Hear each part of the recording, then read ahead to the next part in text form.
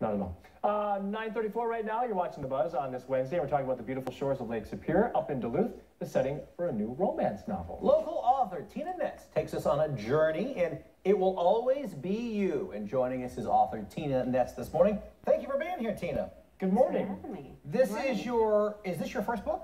This is my first book. Yep. Tell us about a little journey on how the heck you decide to go. Do you have a real job then?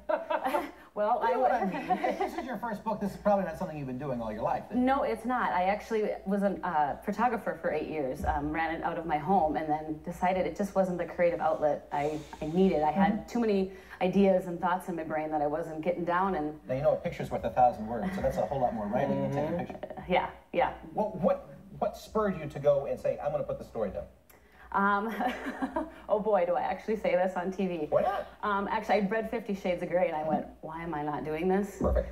I wouldn't compare my book necessarily to 50 Shades of Grey, but I just was like, I read it and I decided that was just what I needed to be doing. I needed to get my thoughts down on paper and that I could do it. I had the confidence to do it from the get-go. So from the writing or the marketing standpoint, when you read 50 Shades, because when you read 50 Shades, I'm guessing it was already becoming quite the phenomena, and so you knew that there was this literally worldwide desire for it, for lack of a better way to put it. Did you see it from the marketing angle, or just purely the writing part of it, like, I can do that, like, as you said? The writing part of it. I lacked the confidence to do it. It was like, I'm not the greatest speller in the world, you know, high school for me was not a fun place to be. I just lost a lot of confidence in high school and stuff, and I read the books and I'm like, I definitely can do this. Okay, I gotta ask you though, sorry, Keith. Your mom's here? My mom's here. She read the book. Is it like 50 Shades? It's not as steamy as 50 Shades, but it's more Minnesota take. Yeah, my grandma's read it too, and my neighbor, who I helped take care of, she's 104 years old, has also read it. So. And mom's okay with this? She's gonna make it to 100. Oh, she put her hands up. Okay. I know, there's no comment coming from over there, the peanut gallery. Okay, this is a romance book, obviously. Tell us a little about it. About Elizabeth Rose Murphy is a twin, and what happens to old Elizabeth here? She works at a hotel. She's had some past relationships that have not been the greatest. She's had bad experiences and lost some self-confidence. She works at this hotel. She really wants to be an interior designer, but just is feeling like you know, that just is a big leap for her, and so she doesn't feel like she can do it. And then this Marshall, the main character Marshall, comes into the hotel often, and he's got this confidence or whatever that she admires, but she thinks he's kind of a playboy, and she, you know, just kind of doesn't make any attempt to get to know him. But a chance encounter on the shores of Lake Superior, they end up running into each other, and romance kind of blooms from there. So.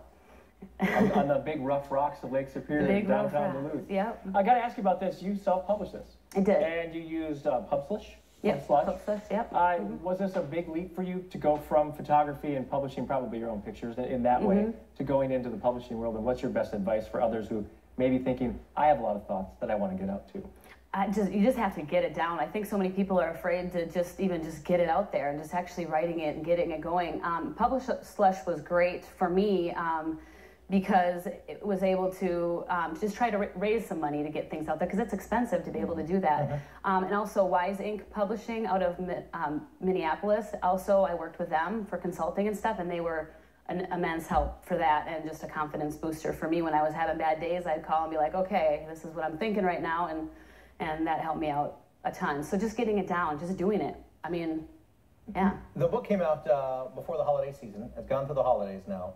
I'm assuming response has been positive enough that you got more in the works here. Yep, I actually am working on the next book, which is a follow-up of this. This is from Elizabeth's perspective. The next one is from Marshall's perspective. So interesting. I'm diving into the male brain a little bit. Yeah, it's more of his story too. It's some of his past. That'd be a great pairing. And yeah, and then I'm also working on a third shorter story that I want to be out before Christmas called Wrapped, and that will be different characters, but it's kind of fun to dive into some other characters' brains here and there. You sure you want to go into the male brain? It's a very kind of messy and sometimes empty place. There's a lot of echoes. Well, and your husband's over there, so yeah, he's just waved. Just being nice over there. Yeah, I'll need some feedback for sure. Very good. Again, the book is called It Will Always Be You, and folks can pick this book up how? They can go to my website, www.tinaness.com, or you can pull it up on Amazon and just type in Tina Ness.